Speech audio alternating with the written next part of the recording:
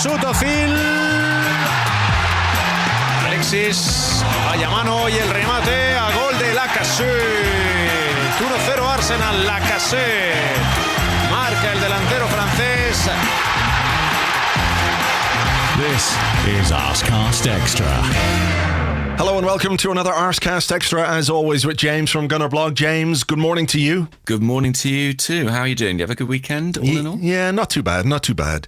I don't want to spend any time on small talk and waffle, though. I want to get straight into this. I think people need answers. They require answers to the big story of the day, which, of course, is what on earth is going on with Thierry Henry's beard? It glistens like morning dew. So what's happening? What's going on there? I don't know. Has he got glitter in his beard? I mean, let me tell you, if you get glitter on you, it's very hard to get it off. A lesson I've learnt painfully many times. From your glittery past? My glittery performing past. If you get glitter on your skin, you can have several showers and that glitter will affix itself to you. I don't know why. I don't know how. But maybe Thierry's just been somewhere very glittery.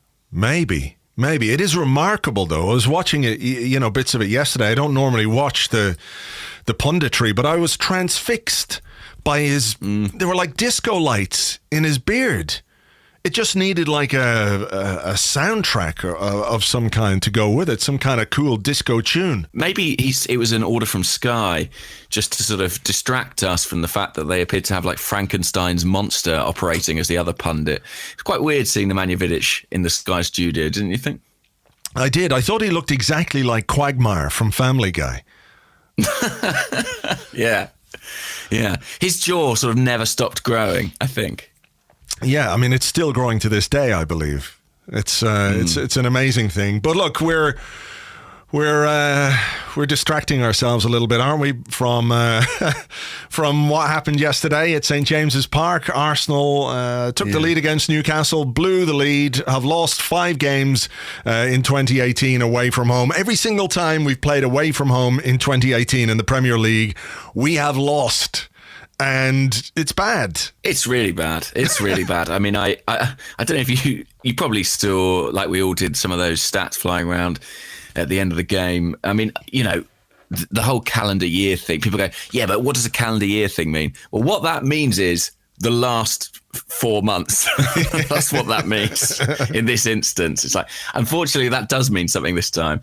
And I think we have the worst record in the English Football League away from home in that period. There is not another team out there who have managed to lose all their away games quite like us. So, yeah, that is pretty extraordinary. I think made all the more remarkable really by the fact that we took the lead yesterday. Even when we take the lead against a team lower down in the table, there's absolutely no guarantee that we'll come away from it with anything at all. Yeah, I mean, we took the lead against Bournemouth, didn't we? Took the lead against Swansea as well, I think. So... I mean, it's no guarantee of anything. The one guarantee you do have is that Arsenal can concede goals, and boy, oh boy, did we concede goals. Just on that record, it is 1984 since Arsenal lost 5 league games consecutively. This is the 84-85 season. Arsenal lost 3-1 to West Ham in October, followed by a 3-2 defeat to Oxford, also in October. Then, actually, Oxford was in the League Cup, it seems, but Manchester United beat us 4-2 at Old Trafford. We went to Sheffield Wednesday and lost 2-1. We went to Southampton, to the Dell, and lost 1-0. And also we went to Norwich and lost 1-0. So it's quite the record. One more away defeat and we would match that record. So our next away game is? Our next away game is Manchester United, is it not? It is indeed, yeah. So we might go all the way back to the 80s there. Well, the interesting thing, I suppose, about this run, and the question I have to ask you, if you'll forgive me doing a question so early in this podcast, is to what extent does what's happening in Europe kind of not give permission for, but kind of mean that we can kind of slightly turn a blind eye to these domestic results? Do you think that the fact that we're in contention for the Europa League and it's so clearly our priority reduces the seriousness of this awful run? I don't think it reduces the seriousness of it at all. I think what it does is it gives us something else to focus on. Otherwise, we would be going even more crazy. I mean, like yesterday happened, and that normally when Arsenal lose, there's kind of a gut punch feeling to it, isn't there? You feel a bit sick to your stomach, and that's not the case anymore. I can't say or sit here and lie and say I feel the same way about yesterday's loss as I have done about other defeats in the past. I'm not saying I'm inured to it or I'm accepting of it or anything like that, but it just feels like it's par for the course at this point, that this is what we get. We're so used to it now, and we're so used to it for this season. I don't know what else we can say. I was just talking to my neighbour there. I was saying, I've got to do the podcast. I've got to find another way to say the same stuff we've been saying all season. The Europa League means that this defeat can be put into a kind of a box for now, right? It doesn't make it irrelevant. It doesn't make it any less damaging, any less dismal or anything like that. But as long as we've got the Europa League, we can say, look, that's where the focus is. That's where the priority is. We get that. But the reason the Europa League is the priority to an extent is not simply because it's the semi-final of a European trophy or anything like that. It's because the league season has been so bad as well. Like, it's become clear for quite some time, or it has been clear for quite some time, that Europe was going to be the priority as long as we were in it, because we've been just so terrible in the Premier League. It's our only realistic way into the Champions League, isn't it? That's the fact. What do we want to be in the Champions League for? I mean... I don't know. The money? Maybe the money. It is the money, because it can't be the competitiveness, because we're in a European competition which suits us, which has, I won't say been at our level, but to some degree it has, right? We're in the semi-final of the Europa League, because there's no way we're getting to the semi-final of the Champions League. Like, no chance. And look, I get it. It is a good prize. The players want to be in the Champions League. It can help you recruit, blah, blah, blah, blah, blah. We all know, you know, the benefits of being in the Champions League, but I don't really know why we are looking forward to it in any way. What are we letting ourselves in for? I don't know. We're watching it through gritted teeth and behind our sofas, probably.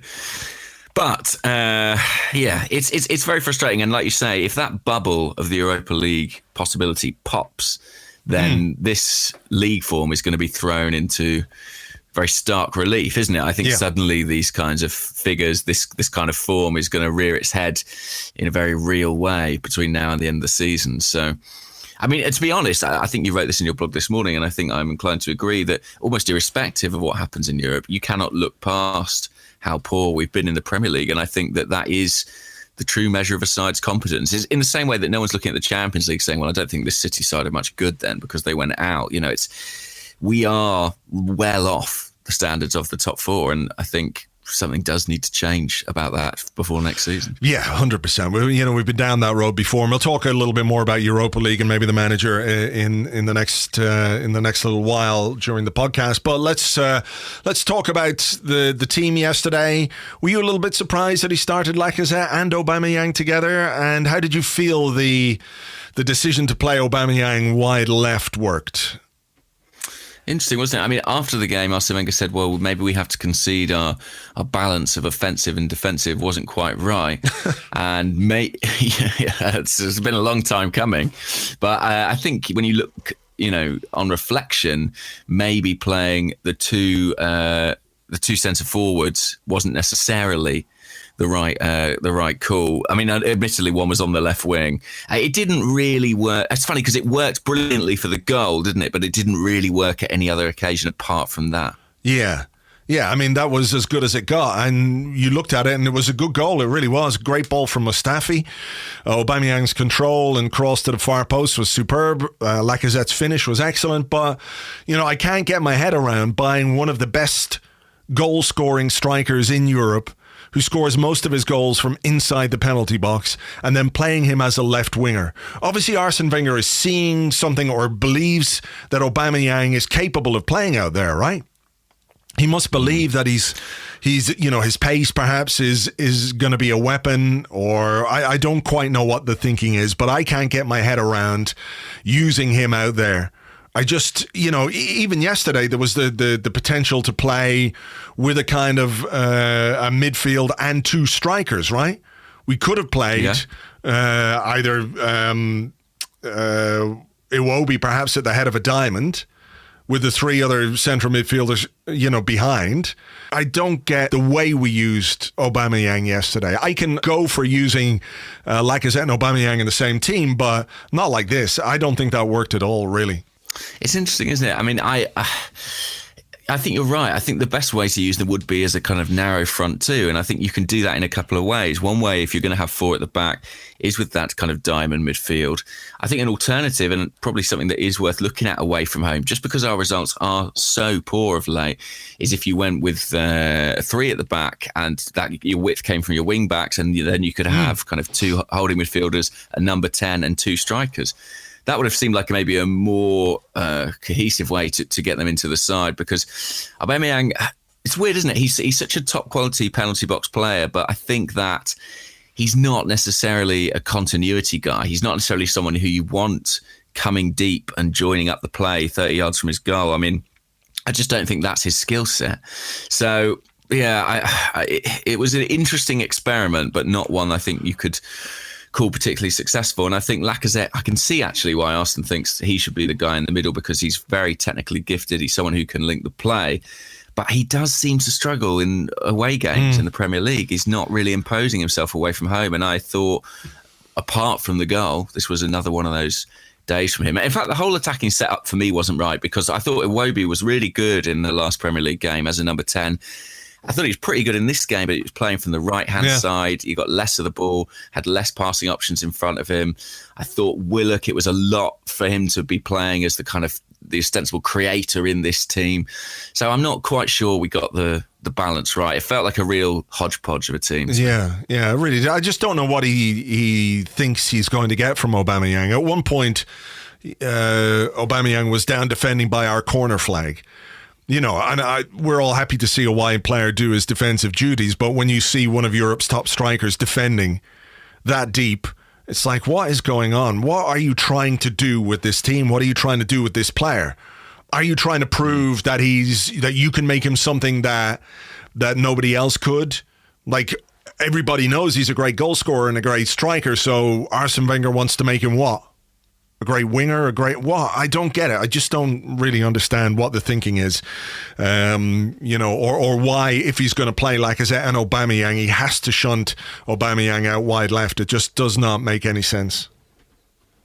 I mean, yeah, it does feel like it's sort of an attempt to fit things together, which I don't think there was a strategy behind this when they brought Aubameyang in. I don't think they thought, well, we'll sign him and then we'll put him out on the left. I honestly don't think it was like that. I think at that time, Lacazette's stock was relatively low and we desperately needed some goals for the second half of the season. And I think it was pretty much a like-for-like purchase. And everyone who's from outside was saying, well, look, maybe Lacazette's going to have to be on the bench. I think inevitably, with a bit of time, we're like, oh, well, it would be nice if we get them into the same side. But I don't think this is the way to do it. And if Arsene Wenger is wedded to this system, then maybe it is. Maybe it is one of the two. Should we have had a penalty? I don't know, I mean, I have to say I wasn't particularly exercised by it. I wasn't particularly furious about not getting it. I think the referee sees it hits his hand and decides it's not deliberate, which I think is a bit different from just not noticing it, because obviously he gave the corner, so he saw the contact. I think possibly, but personally I'm not sure. I think his hand is in an unnatural position, but I don't think he's gone to palm the ball away. You know what I mean? No, I don't think he has either. But I think when you put your hand above your head and you deflect a goal-bound shot out, then that's a penalty. For me, that's a penalty. But look, we've got a few penalties in the last few weeks. So, yeah, true. That's true. And Anthony Taylor making a bad decision was not a surprise, I guess. But look, let's not focus on the referee. The one thing I would say is I thought that Newcastle got away with a few fouls that were well worthy of cards. Particularly in the first half, there was one on Lacazette just before the goal, which, if the referee had seen it properly, perhaps could have been a red card. He was over the ball. It was studs into the shin. We've seen red cards given for less than that in the past. So, they got stuck in a bit without too much consequence. What was the other thing I was going to say? Just in the final thing on our front two, there were a couple of moments I thought yesterday where perhaps Lacazette, I think perhaps was most guilty of it, was trying to do or return the favour in a way for the penalty last week, wasn't there? There was one where he was bearing down on goal and you're thinking, well, have a go. And he tried to play it to Aubameyang. I think Joe Willock got there first and his shot wasn't particularly good. There was one in the second half where I think we were guilty of overplaying it a little bit, trying to create something. There were a couple of moments where we might have done better, but generally speaking, our attacking threat was very limited. Yeah, and I observed that as well. Just a couple of occasions where you've got these two really predatory forwards, but it felt a little bit like they were almost, maybe they were too keen to make the partnership work. You know, there seemed to be a sense of them trying to lay on chances for each other. I mean, curiously, there was one incident in the second half where Lacazette did go selfishly when he was far too wide to get the shot right, and probably should have squared it because I think Welbeck and Aubameyang were waiting in the box. But for the most part, we were guilty of a little bit of overplaying, I thought, in that final third and overcomplicating things. I suppose that was the good thing about the goal. It had a really lovely simplicity, didn't it? Yeah. From Mustafi's pass, Aubameyang's left, and then Lacazette making a difficult finish look very, very easy. Okay, well, that brings us to our defending, sure. You know, in inverted commas, of course. The long ball played by John Joe Shelvey was one which caused us some problems, didn't it? Yeah, every time. I mean, it was clearly a strategy. Every time he got the ball, he looked to lump it in behind holding a Mustafi. And Dwight Gale, it's not even that he's the quickest player, but he's a very willing runner, and they really stretched us that way. Yeah, they did. And that's where the first goal came from, was a long ball played into the channels, wasn't it? And from there, the cross, Mustafi at the near post. Do we have to do this?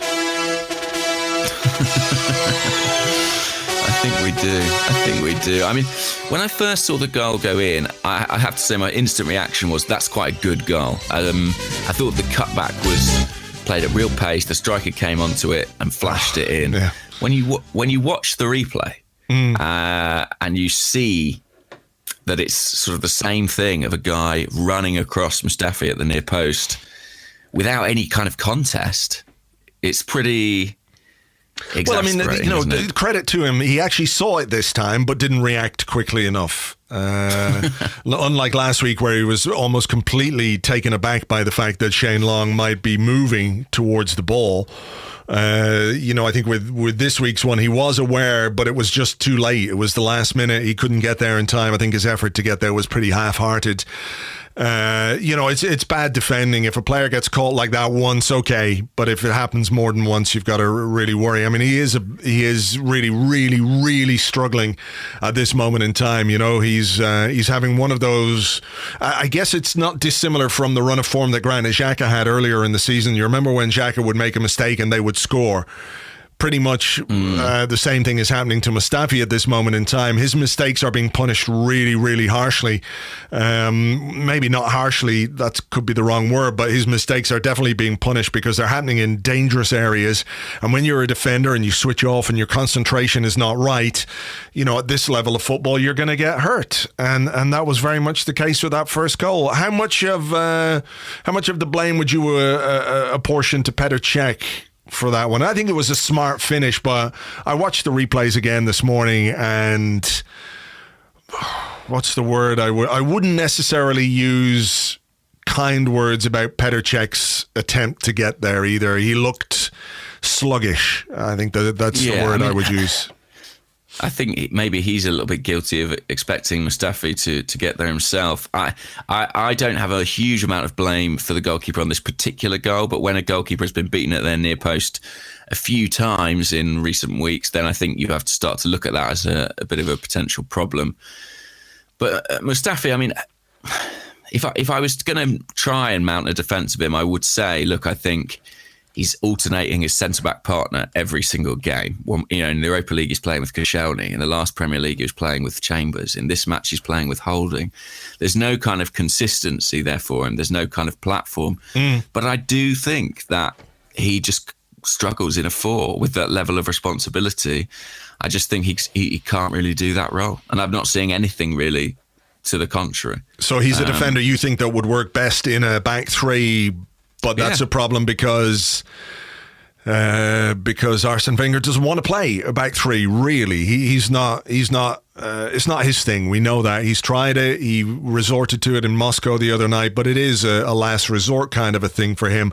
We do seem to have players who fit a back three better than a back four, don't we? I mean, Mustafi, I don't like every centre half we have is better in a three than a two. I mean, maybe that's just a function of having more support, but it goes beyond that. I mean, Kolasinac is better in a three than in a four. Maybe even Hector Bellerin, potentially, certainly Ainsley Maitland-Niles, more natural. So, I mean, we know the reasons that we changed, but it's difficult to look at the results away from home and see that's working. I do almost wonder if Arsenal should be a team that look at setting up in a different way away from home than they do at home, because we just can't seem to keep goals out when we're on the road. No, and considering some of the away trips that we've got over the next couple of weeks, it's definitely something for Arsene Wenger to think about. I mean, he can't be looking at the results away from home and thinking this is just some kind of weird aberration, an accident, a bad run of form. There's got to be more to it than that, you know. This is a team that has really struggled to defend for most of this season anyway. Whether it's a back three or whether it's a back four, this is a team that ships a lot of goals. So I don't know what the solution is, but you would look at the defenders that we have and make a good case for a back three. I don't know what the manager's thinking is with the back four. Mustafi doesn't do well there. Chambers doesn't do well at fullback. Koscielny is a guy who can play one game a week now. Rob Holding's young and promising, but still learning his trade. Kolasinac seems to be completely out of favour. Monreal played 90 on Thursday and he played 90 minutes on Sunday as well. So it's hard to figure out what way the manager views his defenders. We can have our own opinions and ideas of how he should set them up, but we don't really know what he thinks or what he thinks is the best way to deploy these players. Yeah. I mean, you know, I agree that a back three is something to consider, especially with those trips to Madrid, to Manchester on the horizon. I do wonder if it might just give us a bit more security, because at the moment, Mustafi's just a disaster zone, isn't he? I mean, we'll get to the second goal, but yesterday watching him, I just felt exhausted. I felt like, I don't know, we're running out of things to say about this team, but we're running out of things to say about this player at the moment. Yeah, I don't think that's unfair. I mean, it's easy, I think, to point to one individual when he makes mistakes and high-profile mistakes and say, you know, he probably is the root cause of Arsenal's defensive problems. I don't believe that's the case. The one thing that always comes to mind when I think about Arsenal defenders and making mistakes, and I'm not excusing Mustafi in any way. I think his decision-making is at times really terrible. There was an example yesterday. He went to ground just outside our box to try and make a tackle. I don't know what he was thinking. You know, I'm not making excuses for him or anybody else, but the article, the interview, I think it was Sebastian Squillaci, who did an interview after he left Arsenal and said, you know, it's practically fucking impossible to be a defender or central defender at Arsenal with the way that Arsene Wenger wants to play and the lack of protection that you get from pretty much everywhere else. You know, you're left to firefight at the back while everybody else is tasked with going forward without having to cover, without having to provide any defensive cover. So as a defender, you're constantly on the back foot. So it's really, really difficult. And I think there's an element of that with what's going on with Mustafi at this moment in time. You know, it's too easy for teams to completely expose us defensively, isn't it? All it takes is for somebody with a half-decent passing ability from deep, and we're just completely stretched immediately. It's just a 50, 60-yard pass into space for somebody who can run onto it, and we are undone, right?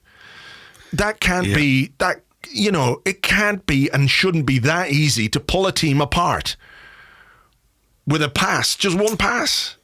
It's ludicrous. So I think we have to look, okay, we can criticize Mustafi, and we have done, and we will do again, I think, for the second goal. But we can't ignore that there are structural and organisational problems in the Arsenal team that leave the defenders far too exposed, far too often. And when it happens time and time and time again, inevitably there are going to be individual mistakes which highlight the deficiencies of one particular player. But I don't think it's right to completely point the finger at that player as the be-all and end-all of our defensive issues. No, I think you're right. There's two sides to this coin. It is partly structural, but then I don't know if you watched... Did you watch the halftime? Yeah. On Sky with Vidic talking about how Mustafi just wasn't doing the very basics of centre-half play as well. I mean, I think part of that does have to fall to the coaching structure too, because he's still a relatively young player who should still be learning those elements of the game, and he's not. So it is all tied in together, and he is just having a particularly poor run of form. Yeah. But it's, there's fault on several sides, really. Yeah, the second goal, I mean, it was poor defending all round. Again, he's in the spotlight for ball watching. He just stood watching as Slimani headed the ball across. Monreal was out of position. His header was poor as well. But I think Thierry Henry did a good job of highlighting the fact that Arsenal had a situation with five Arsenal players, 3 Newcastle attackers, and they ended up with a 2-on-1 in our box. It's terrible.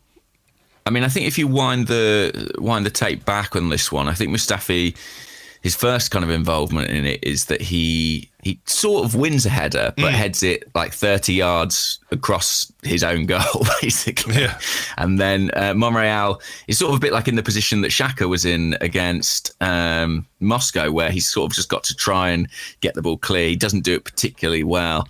And then Mustafi is just watching and Slimani. I mean, as soon as Slimani came on, it spelled trouble for us. I was like, this guy can win a header against both our centre-halves, and it's going to give us problems.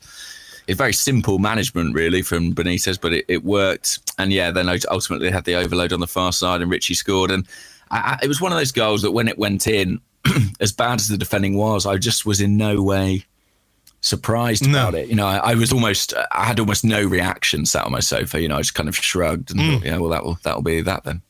And that was that, because our attempts to get something out of the game involved throwing on Danny Welbeck to play somewhere. I'm not quite sure where. No. Maitland-Niles. He came on just before the goal, didn't he? He came on moments before the second goal. Just before Willock. Oh, yeah, Willock went off, yeah. Yeah, and I was utterly bemused because he came on and seemed to point to Iwobi to stay wide, and if you watch the tape on the goal, Welbeck's kind of playing like central midfield at that point. It's very, very odd arrangement of players. And then once the goal went in and we fell behind, I felt like the structure of the team pretty much completely fell apart. I mean, it was the classic strategy of all the strikers, but there wasn't much shape to it beyond that. No, there was no shape. And Nketiah came on. Maitland-Niles for Chambers, I understood, because Chambers ran out of steam at right back. I thought he was actually quite good in the first half. Chambers, quite dangerous, got into some good positions, but fullback is not really his position. Maitland-Niles looks... I know what you mean. He had moments... He had moments, Chambers, where he looked like he was in the right place or, involved well in team play, looking for the ball. But he seemed to me like a player who was kind of playing on the edge of his physical capacities. I never really fancied him to win the duels in those positions. I thought he did a good emulation of a fullback, but he still looked like a centre-half, I thought, playing that position. And Nketiah came on late. We've got 5 minutes towards the end. We're playing with 4 strikers. We've nobody to create anything for them. El Neni and Xhaka. I lost count of the number of times you could see players looking for movement ahead of them. A lot of Arsenal players hiding in plain sight throughout the game. There was one moment, I think Iwobi picked up the ball and he was like at his arms out going, who's there? Eventually all he can do is go backwards. That's been a trademark of our football this season as well, the lack of movement ahead of the ball. You didn't feel confident in any way that we were going to get a goal back. You're playing with 4 strikers. Nobody quite knows what the formation is, what the system is, who's playing where. How are we supposed to create chances for these strikers? What's anybody supposed to be doing? It's hit and hope management, really, isn't it? It's just like throw players on. Maybe somebody will come up with something remarkable. Here's something that I want to just tell you. I got a DM on this from Jace, who's Jace AFC, right? The last time Arsenal won a Premier League game without Alexis scoring, 1-0 at Burnley in October 2016, right? Get your head around that. Here's the next stat. Since October 2016, we've played 31 Premier League away games and won just 9. Alexis Sanchez scored in all 9 of those wins. So what does that tell us? A, we've won just 1 in, or 9 in 31 Premier League away games, which is very poor. But also that we have become reliant on an arch individualist, right? Somebody who can create something out of nothing, somebody who has that explosive ability to score goals, to be this talismanic individual, which is what Sanchez was. He was now not really a team player per se, but a brilliant individualist when he was on his game. So without Alexis Sanchez, we don't have that kind of player anymore. Yeah. And is it fair to say as well, I mean, that maybe some of the best players that we have don't always show their best form on the road. They can be a bit more comfortable at the Emirates Stadium. Yeah. I mean, these days we can't even get Mesut Ozil to play away from home in the Premier League. But, I think there is something in that potentially. You know, Lacazette is another one who has shone at home, but not so away. I mean, it's a terrible record. That's pretty unbelievable, isn't it? Yeah, thanks. And it's interesting because... Go on. Who sent that in? Jace AFC, at Jace AFC. Thanks for bumming us all out, Jace. It is, I mean, but it's another illustration of how bad things have been, not just in 2018, James, not just in this calendar year, but this season and last season as well. You know, this is a team in steady decline. There's no doubt about it. The team is in decline. The manager is in decline. Our league position tells you that. Our defensive record tells you that. We're 2 points ahead of Burnley. We could conceivably drop out of the top 6. It is Europe that is propping things up, that is stopping perhaps something more substantial happening in terms of change at the club right now. But I'm lost for words really at how can we say the same thing again? Like Arsene Wenger said, he's baffled by our away form. He's baffled. I'm not baffled.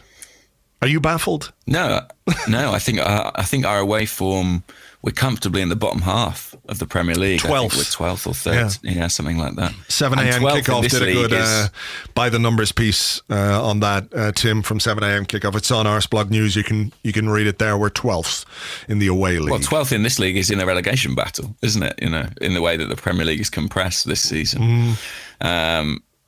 It is pretty extraordinary. And I think one of the things that's really galling about it is how simple what Newcastle had to do was. I mean, this is a team who had 28% possession in the game, and their strategy 28%. was so transparent. In the first half, it was hit long balls on the diagonals, hit the corners, hit a running man, stretch the defence. Their fullbacks will be out of position, will be able to pull the centre halves into the channels. And in the second half, once they brought Slimani on, it was go long to the big man, and it was enough to beat us. And you can't defend like that and expect any better, really. No, I mean, you can't look at our record. I mean, if the Europa League was out of the equation now, James, the manager would be sacked, wouldn't he? Of course. I mean, the one thing you would say is if the Europa League was out of the equation, maybe the likes of Aaron Ramsey, Mesut Ozil would be playing these games, and maybe the results would be better. I mean, let's be honest, they weren't that great with them earlier in the season. No, well, that's it. I mean, we've only really just started to prioritise the Europa League, I think. So, yeah, look, it's a difficult situation. The Europa League, of course, is going to be a difficult task, isn't it, to get beyond Atletico Madrid? I have to say, like, despite how bad things are at this moment in time, I'm excited by that tie. simply because it hasn't been much to get enthused about this season. You know, we watched some of the Champions League games. They were so exciting. You're sitting there at home and you're going, why can't we be involved in big European nights?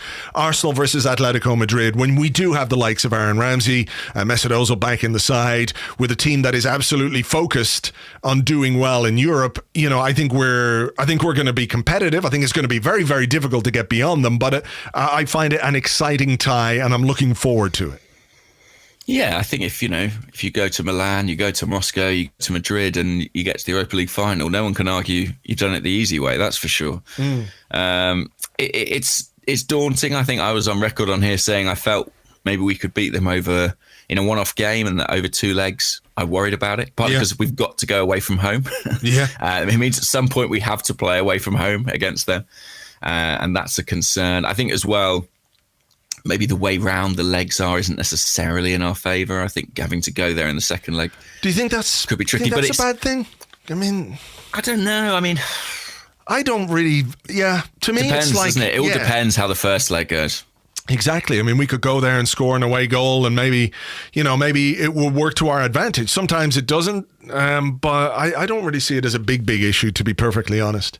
I know most people would prefer to have this. I mean, it's the identity of the opponent, isn't it? And I think, but I agree with you that it's exciting. I mean, it's an absolutely massive game. It's not the same caliber of game. It's a very different kind of opponent, but it's almost a bit like when we played Wigan in that FA Cup semi-final. I think it was in 2014, and there was that sense of this result could be absolutely the defining moment for Arsene Wenger, in terms of whether he stays or goes. And I think this whole 2-legged tie, that 180 minutes, will have that kind of Damoclean promise hanging over it. We'll find out. Yeah, we will. I mean, it's and I think it will be competitive. I don't think this is going to be 10-2 on aggregate. I'm just leaving a pause there for me. Yeah. No, I don't think so either. But you're right. This is it's a critical moment. I said it in the blog today. Whatever happens in the Europa League, whether we win it or whether we don't, I think we need a new manager next season. That much is clear from what we've done in the Premier League, and from the way we're unable to solve the problems that we have. Right, that's the biggest problem. It's not so much that we have problems. It's just the fact that Arsene Wenger can't seem to do very much about them, regardless of what he tries. Whether it's formation change, 3 at the back 4, who's in midfield, 2 strikers, best striker, one of the best strikers in Europe playing as a winger. Whatever it is, it's not working. Right. So for me, that's why we need a change. We just desperately need a change. It would be great if that change were to come off the back of a European success. Some will say it's less likely for change to happen if we win, and that's a fair point, and I can understand that. I think it is less likely if we win the Europa League that the club are going to turn around to Arsene Wenger and say, look, we need to go in a different direction. But if he doesn't win the semi-final against Atletico Madrid, and we're in a situation where we're scrapping to finish 6th, that's it. Someone's got to call time on it. So yeah, I completely agree. And as I say, if we do go out, it could get very ugly very quickly. If you think that we play Madrid twice in the space of the week with Manchester United sandwiched in between, if those games don't go well, it's almost too much to bear thinking about, isn't it? It is. And then what's the next game after that? Is it Burnley? Burnley, the 6th place playoff. Yeah. So it's, there's a lot going on in these next couple of weeks that might define the future of this football club. Look, we'll have plenty to talk about. We'll take a break here, I think, because we've been chatting for a bit. So we're going to take a break, come back with your questions and more in part 2 right after this.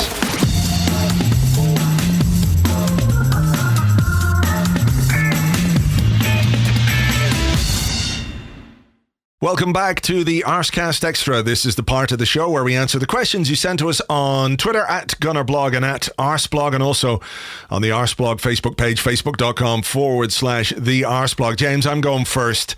Here's a question from Matt Sanasi at Matt Sanasi, and he says, would you take Rafa Benitez as a manager, and how would he set up this Arsenal side?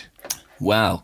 It's interesting you should ask that. That was going to be my first question to you as well. I have been harbouring a kind of secret. There's been an article I've been sort of waiting to write until I felt that the mood would result in me not being lynched about Benitez being a potential candidate for the Arsenal job.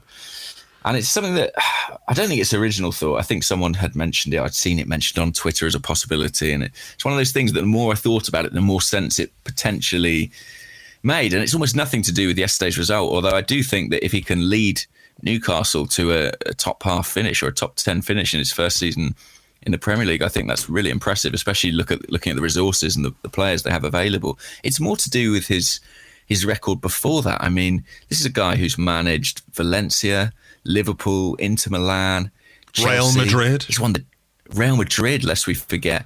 He's won, I mean, a lot of stuff. He's won 2 La Liga titles. He's won the Champions League. You know, he's won the FA Cup. He's won the Europa League. He's also someone who's won in difficult circumstances. Like, he's a guy who parachuted into Chelsea at a really tricky time when, you know, it was like, who's going to be the successor? Who's going to be the man to settle this squad down? He managed to do that, managed to get them play some decent stuff. I think he's done a great job at Newcastle, really working with a difficult ownership structure and with his hands slightly tied behind his back on the spending front, which who knows, he might encounter at Arsenal. And he is a shrewd tactical brain. He's not my favourite bloke in football, and I think he's had a few moments in press conferences and the like where, you know, we've all had a good chuckle at him. But I think his record speaks for itself, and he is a smart, strategic, tactical thinker, which is something that I think this squad needs. He is a coach, first and foremost, above and beyond all else. He is a coach, and he's experienced in English football. So I think there are things that make him a plausible contender, and surely he'll be looking at trying to move on from Newcastle, I guess, sooner rather than later. I think he'll be in a bigger club before long. Works, and he was very clear the other day. It's a fact. I am not. It's a fact. Playing mind game. Yeah, I mean, look, you make a good argument. At the moment, I feel like if Arsenal were to play a team managed by a goat wearing a sombrero, and that team beat us, people would be goat in, goat for manager. I understand. You know, I think there's such an appetite for change that anybody that seems to do a reasonably good job against us becomes a contender. In the grand scheme of things, he wouldn't be my first choice, but at this moment in time, the one thing you would say is that he could definitely organise a team, for sure. Defensively, tactically, he would make us more organised. And in the absence of another outstanding candidate or the availability of another outstanding candidate, maybe he would be a reasonable appointment. But I think it's just we're at a stage where we're going anything that's different, anything that might go some way to solving the problems that we continue to have that remain unaddressed by the current manager. It's like the analogy we've had in the past where you're a man in the desert and all of a sudden you see the oasis. You know, everything tastes good to a starving man. So I think that's where I would be with him. But yeah, look, I'm sure people will talk about him as being a potential candidate, but much depends, as we said, on the next couple of weeks and what happens against Atletico Madrid. Well, let's continue on that theme, really. This is Existential Arsenal, who's at Existential AFC on Twitter. He's having a good time of it at the moment. Oh, can you imagine? Imagine what his timeline's like. I'll have to check that out later on. Anyway, he says, do you think finishing 6th or 7th will make a huge difference to Arsene Wenger's future, or is it all incumbent on the Europa League? I think it's all incumbent on the Europa League, but if we, finishing 6th or 7th really doesn't make that much difference at this moment in time. But I think there's when people assess you and assess your performance, if they say, look, you finished below Burnley, you finished 7th below Burnley, that is not a stick to beat you with, but it is a way of assessing how you performed as a manager. With the resources that we have, with the transfer spending that we've had, with the players at our disposal, to finish below Burnley would be an absolute failure. There's no other way of dressing that up. Not that finishing 2 or 3 points ahead of them is a great success either. But, you know, league position, as you said earlier, league position is how you judge a team, how you judge a team's performance. And when you look at the league table right now, it makes for a pretty pitiful reading from an Arsenal point of view. 33 points behind the leaders. Now, I know they've been out there in front and they're, 16 points ahead of second place and everything else, but 13 points behind Tottenham. Did I say 13 points behind the leaders or 33? Anyway, it's 33 behind the leaders. 13 points behind Tottenham with 5 games to go. 45 goals conceded. You know, it's... the table tells us what we need to know. So it doesn't really make that much difference, I don't think, whether we finish 6th or 7th. But, everything's on the Europa League. Everything. I don't think Arsene Wenger can survive or should survive without winning the Europa League. And even if he wins the Europa League, I think he should be taken to one side and told, thank you very much. What a great way to go. You've won us a European trophy. But based on the performance of this team over the last 24 months in the Premier League, it's time for a change, Arsene. Thank you. Good night. You've been brilliant. We have to go in a different direction. And winning the Europa League does not convince me that Arsene Wenger is the right man to take us forward. What it would be a great achievement for a manager who's done a lot for this football club. And it would be, I think, just an absolute crying shame if he were to win the Europa League and we didn't go a different direction. We didn't say, thanks, go out on a high. Take that decision out of his hands. It can't be his decision. I know he's got a year left on his contract and everything else, but if there are people at this football club who are genuinely interested in progress, in ambition, in solving our problems, in restoring competitiveness to the team, then they won't be blindsided by the European triumph if we get that far, if we manage to pull that off. And it would be a huge accomplishment, I think, to do it. But we have to put it in the context of everything else that's going on as well. So for me, everything depends on Europe, and even with success in Europe, it shouldn't change what needs to happen. Yeah, absolutely. I agree with every word of that, to be honest. And I think that I've read some quite scary things. You shouldn't read Twitter late at night, but you do see people saying if Arsenal wins the Europa League, they'll have to give him a new contract in order to avoid Who said that? The whole last year of his contract thing. Yeah. I don't know, Andrew. When you sort of go down the rabbit hole and you start reading all the paranoid ramblings of lunatics, maybe it was at existential Arsenal. I don't know, but you start panicking and thinking, God, it's not going to go that way, is it? I think whatever happens, the change has to come. Truthfully, I think if he wins it, he will stay. Because I don't see the club. I think he will. I just don't think he should. Yeah, that's it. Yeah. That's it. We're slightly on this. Nick Campbell, who's at NJHC89, says, how upset can we really get at the Newcastle loss? Missing 5 of our best players, testing youth and a new attack in Aubameyang Lacazette against an in-form side. Isn't this what we should look to do in our remaining Premier League games, even if we lose a few? There's something to be said for that. The problem is that the player who made the big mistakes yesterday is going to play against Atletico Madrid. So I think, you can understand people being a bit concerned by that.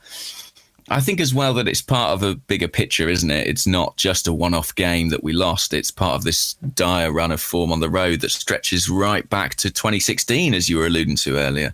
So I think, I think people have been relatively happy to put up with the tinkering in the Premier League and, the rotated sides and even some of the crazy goals we've conceded, as long as we weren't losing games.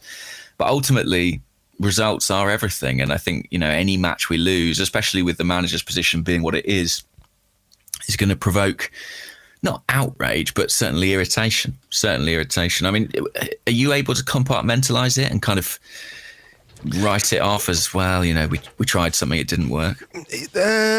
Kind of, because I have clarity in my own mind about what needs to happen. You know, I'm not undecided about what our problem is.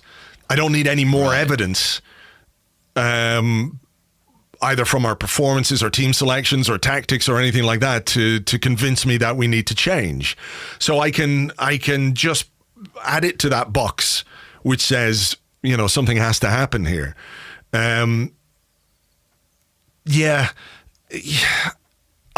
think if there was more of a discernible plan with what we were trying to do in these games, like if he went out and picked, you know, if he picked Reece Nelson in the team, Willock in the team, Maitland-Niles in the team, and played them, you know, to try and blood them in properly, and give them Premier League experience, etc., then you could say, okay, there is, you know, he's trying to do something here. But he gave Nelson a start last week and gave Willock a start this week, and Maitland-Niles is back from injury, so, you know, he might start next week, for example, against West Ham. It doesn't seem like there's a concerted effort to, okay, we're going to focus on giving young players a chance here because, you know, they're the future. The Premier League season is a write-off. It's sort of like, I'll just throw one in and mix and match the team. And even with the substitutes, as we said, there's no real strategy to what's gone on. You know, that's the thing for me. I can't see that he's trying to do something to correct the problems. He's just picking a team, you know, that he thinks can win a game using the same tactics and system that he's used most of the season that hasn't worked. So essentially what he's doing is he's just trying the same thing with different players, hoping that might work. And it doesn't, and it won't. And I don't need to be convinced that anything's going to be different with Arsene, you know. So I can put the result to one side. As I said, I didn't feel particularly upset or annoyed because I've seen it too often this season. And, you know, if you go into that game and you truly expect things to be different, then you'd be upset. But if you truly expected things to be different, you haven't been paying attention. Yeah. I mean, on the composition of the team, we had this question from Dr. Zebra. Dr. Zebra's back again. Here we go. And the good doctor asks, hey guys, should Ozil have been on the bench last night? No. What do you think about that? Do you think you've got no issue with that at all? No. Doesn't make any real difference, does it? Like, run the risk of an injury. You know, we know he's a bit delicate at the best of times anyway. He doesn't like to go north of the Watford gap, generally speaking. And it will be pointless playing him. If he comes on yesterday and we rescue a draw with Newcastle, but Ozil suffers a hamstring injury or a calf strain or gets a kick, you know, what's the point? It doesn't make any real difference, you know, to me. Not in these circumstances. If we were fighting for something, if we were scrapping for the top four, yeah, of course. But we're not there. We're not in that position. West Antone wants to know, is this season, bungs aside, a fair comparison between George Graham's last Arsenal side and Arsene Wenger's latest Arsenal side? We're doing okay in a lesser European competition, but destined for mid-table mediocrity. Yeah, I guess it would have been the Cup Winners' Cup back then that we were doing all right in. Yeah. And what happened in that final season? That's the one where we lost in the final, was it? Or was that the one we won it? No, that was the one we lost in the final, wasn't it? We won it under George and all that. In 1984. In 1995, he got sacked. It was Stuart Houston who was the caretaker manager. That's right. For the final against... what the fuck? Who was it? Zaragoza, maybe? Yeah. Someone like that? Yeah. Hang on. I think it was. It was 9 anyway. But yeah, it was Zaragoza. Yeah, 1985. Yeah. Yeah, I mean, to be honest, I don't particularly remember that season with enough clarity to say it's the same, but everyone who does tells me it is the same. Yeah, he was sacked in February 95 after the bungs thing. I'm going to just go back and see what our position was in the Premier League table at the time that he was sacked. Just go to premierleague.com. Very handy league table for 94, 95. So it would have been was it 94, 95? It was 94, 95. 94, 95. So match week, I don't know, probably 22, something like that. Arsenal were in 11th with 33 points after 26 games. I think we finished 12th that season. We did finish 12th. We finished 12th. So we're not going to finish that low, but there are definitely comparisons to be made between what's going on this season with Arsenal and Arsene Wenger and what's happened with George Graham. Yeah, for sure. I mean, I think what happened with George was his teams became cup teams. They were good in cup competitions, with 2 European finals. We had the 2 cups in '93, where we won the FA Cup and we won the League Cup in the same season, and we became less and less competitive in the league.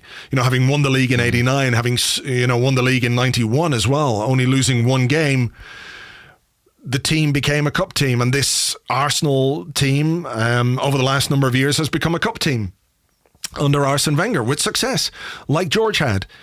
We've won 3 FA Cup finals, very, very enjoyable, but we are not competitive in the Premier League, and that should be the bread and butter, and that's the situation with Arsene Wenger right now. So there are definitely some parallels there for sure.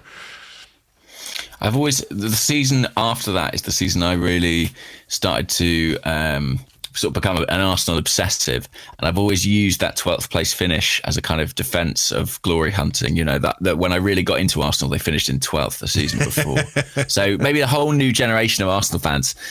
Next, in 10 years' time, we say, well, it was actually when we finished 7th below Burnley that my interest in the club really ignited. Yes, I'm sure Arsenal are really igniting the passions of young fans this season. There's nothing quite like watching the same defensive mistakes over and over again to introduce you to a lifetime of ups and downs of football, in fairness. But exactly. So yeah, Bruce Rioch, the first Bruce Rioch season was your real first season, was it? My first real sort of baptism of being a true Arsenal fan, yeah. And how I miss Bruce to this day. Could he come back? No, yeah. So that was the first season I mean, obviously, you go back after that and watch tapes of what came before, and I watched the odd final. I remember watching particularly that Naeem game, but there was that season that my interest really took light. But I think that makes me quite an odd kid, really, that I got into it at that at that particular point. And like you say, I couldn't blame a youngster now for being a bit less interested in Arsenal than they might have been 5 or 10 years ago. We do. Go on. Have you a question? Well, I was just going to say this one's from Hazza, who's at Hazza 1979. A lot of people have had a variation of this particular question. Generally speaking, it involves Shkodran Mustafi, and people want to know, pound for pound, who is Arsene Wenger's worst signing during his reign as Arsenal manager. Mustafi certainly has to be on the brink of being one of our worst defensive signings when you consider the performances, but also the price tag. Yeah, when people say pound for pound, inevitably you think of it in relation to the fee. And although the transfer market has inflated hugely, even since we bought Mustafi, the £35 million that we paid for him, I think, does place him really high up there in terms of the worst signings. I'm trying to think who else would be in contention, really. I mean, there have been bad signings, but rarely have they been particularly expensive ones. I suppose Francis Jeffers, you'd have to say, would be up there. Richard Wright, yeah, in relative terms. There were a few flops around that time, actually, as well as the really successful ones, the successful buys like Sol Campbell. That summer 2001, he took a lot of punts in the market. I think it was Richard Wright, Francis Jeffers, maybe Junichi Inamoto as well. That Van time too. There were a Bronckhorst. few Van Bronckhorst, a few that didn't quite pan out as anticipated in that summer. Yeah. Lucas Perez. Now, I don't mean to say Lucas Perez was a bad player. I think he was a good player and did well for us. But in terms of what we did with him, we paid Deportivo the guts of £20 million and decided very quickly that, we didn't want him. We've loaned him out and got £1 million in return. But what are we going to get now? He's had a disastrous season at Deportivo, at his hometown club. He's been criticised. He hasn't really been scoring. We're not going to get anything close to what we paid for him if we sell him, or when we sell him. You assume we're going to sell him this summer. So the way we did that signing, I guess, that would be pound for pound a particularly bad one.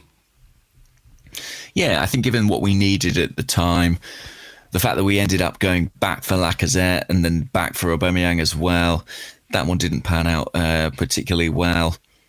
I'm just trying to think. I think Gervinho, we paid a fair amount of money for Gervinho, and given our expectations of him and how poorly he ended up performing in the end, I think he'd have to be on the list as well as a disappointing signing.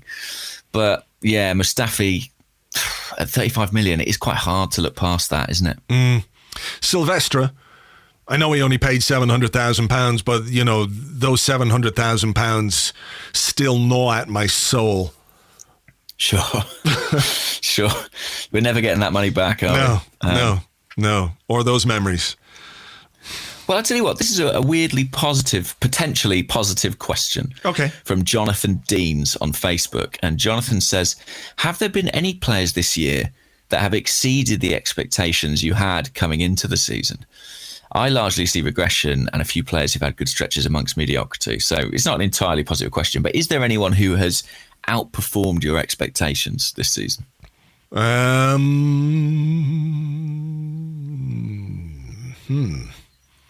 Maybe Ainsley Maitland-Niles. That's the one that would jump out for me. That was the only one, simply because I didn't have any expectation whatsoever of him being a first-team player. I thought he would go on loan. So that would be about it, I think. Aaron Ramsey's done well when he's been fit, to be fair. That's true, yeah. Mesut Ozil's got a good number of assists, but you would expect that anyway. He surpassed my expectations in terms of signing a new contract, that's for sure. Yeah, that's for sure. But I think generally speaking, individuals have performed below where we would expect them to normally perform, right? If you go through the team, Petr Cech, disappointing.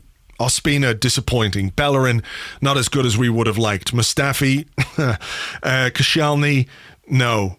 Monreal has been pretty consistent, in fairness. Mohamed El Neni, actually. Mohamed El Neni is one who's done well and who has added to his game, I think, who has progressed as a footballer over the course of this season. I think he's been consistent. He's developed a little bit, hasn't he, in terms of what he can bring to the team from an attacking point of view. He's added some creativity, so he would be one. Granit Xhaka has had a good run of form recently, but I think that's relative to where he was before. Jack Wilshere has not really done anything to convince anyone that he's worth more than Arsenal are offering him. Alex Iwobi has had some difficult times for sure. Lacazette, done all right. Alexis was disappointing, wasn't he? So right throughout the team, the vast majority of individuals have been below par. And I think we have to step back again and say that there have got to be structural and organizational reasons for that. That it's very difficult for players to shine individually when the structures around them, when the team's set up, when the tactics, when the formation is not designed to get the best out of them. Or when there's uncertainty about what role they're going to play or what role the team is supposed to play. Switching formations mid-game. For some managers, you would say it shows tactical flexibility and acumen, right? When Arsene Wenger does it, I'm not sure it's the same thing. It feels a bit more desperate. So I think the reason so many players have been underwhelming is because of the overall problem that the team has had, rather than just we've got a collection of really terrible players. You know, I can step back and I can see our problems, and I can see problems with individuals, but I can also see how there's more to the players that we have than we've been seeing, which brings me to a question actually that I have here. This is also from Matt Sanasi. 2 questions from Matt today. I feel bad because that means other people get left out, but I just think it's relevant to this discussion. This discussion. He says, let's hit restart on this season. Which current Premier League manager, besides Wenger or Pep, takes this squad furthest in the league? Which manager takes this squad furthest? But besides who? Pep and who? Wenger.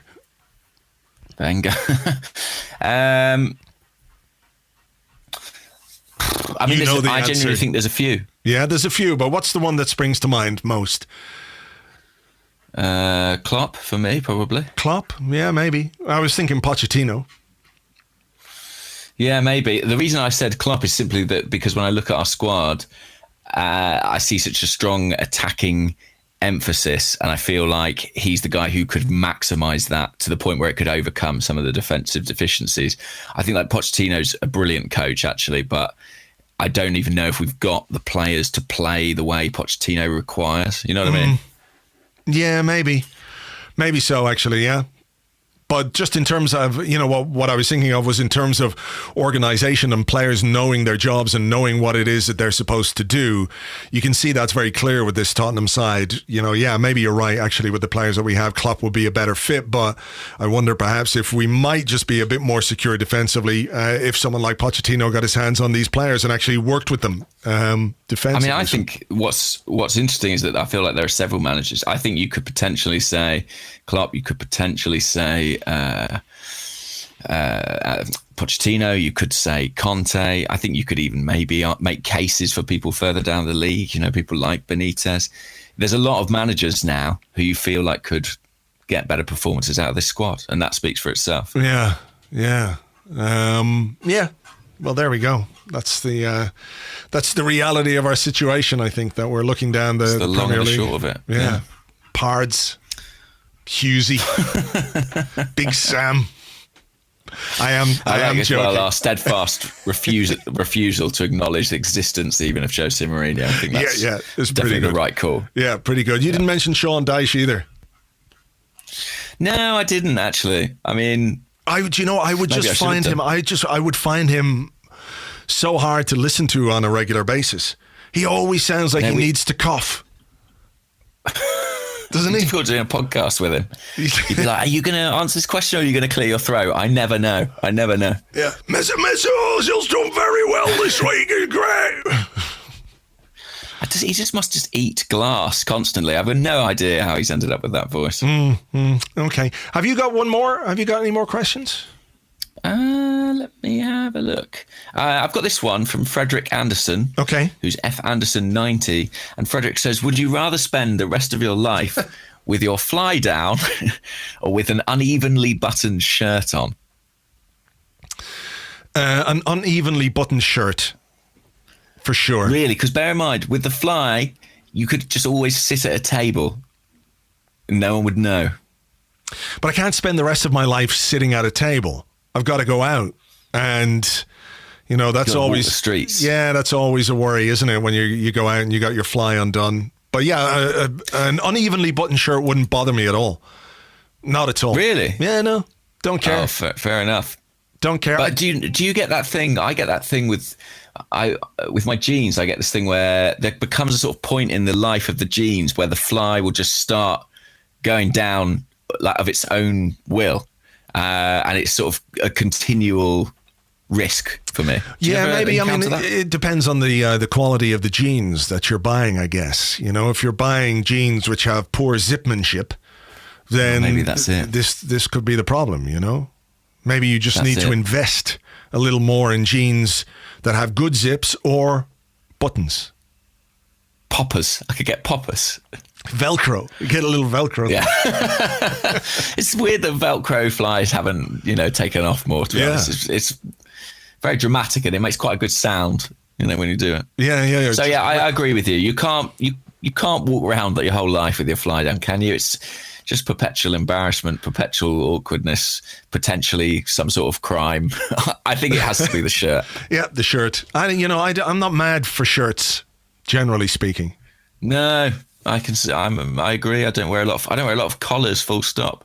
Yeah, I don't know. I mean, obviously, if you're wearing a suit, shirt is good, etc., etc. But I find shirts like an unconvincing item of clothing, generally speaking. This is a bit like when I said I thought soup wasn't a food. So what's the issue with shirts then? I don't. They're so varied in the shape, right? That sometimes you look at a shirt on a shelf or on a mannequin and you go, "Oh, that's a nice shirt. I'll buy that." And then you go home and it just doesn't work. There's just something wrong with it. Either the collar's too high, the sleeves are too long, it's not quite, maybe it's too baggy. I find shirts hard going, so I tend not to wear them. Yeah, that's a fair point, actually. It's difficult to get the fit right. Yeah. Because I don't have the body of a mannequin, despite my best efforts. No, neither do I. So there we go. Yeah. Fashion. Maybe we should get our own tailors. This is what we were talking about a couple of weeks. You were going to become a tailor, remember? Yeah, I mean, I don't even remember that, which is worrying, isn't it? That tells you how much. I think we were talking about what kind of career you might have if you could choose any other skill. I think we decided you were going to be a tailor. Oh, yeah, I'd be fantastic. I could tailor your shirts for you. Perfect. Absolutely. What a wonderful experience that would be. All right. We're going to leave it there for this week. Thank you as ever for listening. Before we go, I guess we just got to say congratulations to the Arsenal women who are through to the FA Cup final next month against Chelsea. Congratulations to them. An Irish international, Louise Quinn, scored the goal, which is great. Nice to have an Irish international scoring for the Arsenal again. And great. Yeah, good to see it. And the game is at Wembley, so Louise Quinn, the game's at Wembley. It's a very big stadium, and if you fancy going to watch Arsenal in a cup final, I'm pretty sure you'll be able to get tickets. So it's May the 5th. There's not a men's game that day. So I hate it when the matches clash. It's always a bit annoying, isn't it? I think we had that case this weekend. No, I think we're playing on... No, we're on the 6th against Burnley. Oh, the sixth place derby. What a weekend that is. Wow. The two cup finals.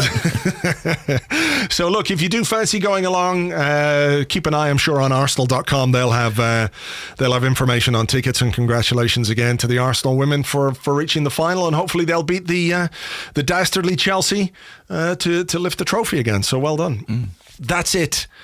We will have a podcast on Friday. There's no midweek football this week, so it'll be a regular Arsecast on Friday. Join us for that. James and I will be here next week with an Arsecast extra following the West Ham game on Sunday. It's a shame we have to play on Sunday again, isn't it? You know, we have this weekend where we don't have European football. We could have a game on a Saturday. That'd be nice for a change. Apparently not. No, we're stuck on Sundays. So join us next week for that. Thanks for listening. We'll catch you on the next one. Bye-bye.